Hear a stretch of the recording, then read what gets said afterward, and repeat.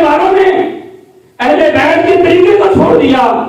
کوئی نماز کے لیے تیار نہیں, کوئی جمعے کے لیے تیار نہیں. لوگ اختلافات ڈال رہے ہیں غلط قسم کی باتیں کر کے کہ خلفائے راشدین نے اہل بیت کے ساتھ اچھا سلوک. ایسی کوئی بات نہیں ہے, بلکہ سب سے زیادہ اگر اس اللہ کی زمین پر اہل بیت کی شان کا حق ادا کیا ہے تو وہ صحابہ کرام ہیں رضوان اللہ علیہ مجمعین. وہ خلفائے راشدین کی جماعت ہے جنہوں نے اس احترام کو قائم رکھا اور اپنی ساری زندگی اہل بیت کی شان کو پہچانتے ہوئے ان کا احترام کرتے ہیں. ہم نے تو اہل بیت کے منہج کو چھوڑ دیا, اہل بیت کے طریقے کو چھوڑ دیا, اہل بیت کی شان کو چھوڑا, ان کے مقام کو, نہ ان کے اسوہ حسنہ کو لیا, نہ اہل بیت کے طریقے کو اپنایا, نہ ان کے عقیدے کو اپنایا.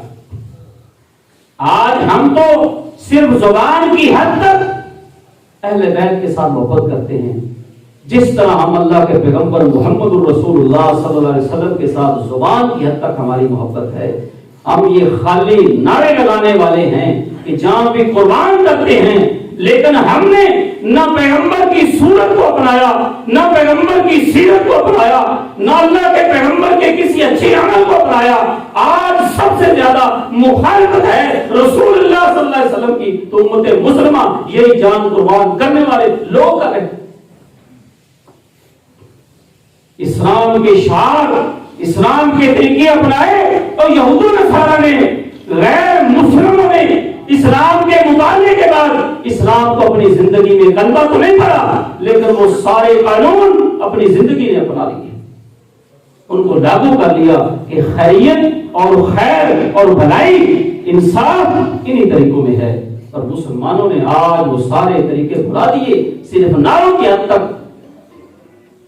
یہی عالم اہل بیت رضی اللہ تعالیٰ عنہ کا تھا کہ آج ہم بھی اہل بیت کی زبان کی حد تک شان بیان کرنے والے, ان کے احترام کو صرف زبان کی حد تک سمجھنے والے.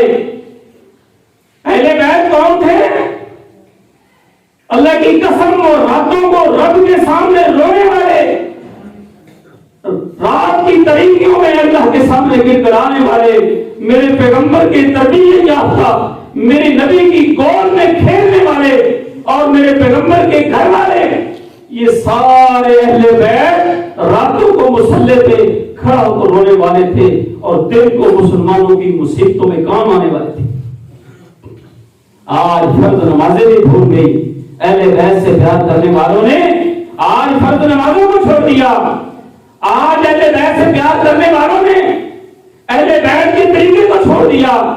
کوئی نماز کے لیے تیار نہیں, کوئی جمعے کے لیے تیار نہیں, کوئی خیر اور بھلائی کا کام کرنے کے لیے تیار نہیں, کسی مصیبت کو دیکھ کر اس کی مصیبت کو دور کرنے کے لیے کوئی تیار نہیں. اگر اہل بیت سے محبت ہے تو آؤ, اہل بیت کا طریقہ تو اپناؤ, اہل بیت کی سیرت کا مطالعہ تو کرو.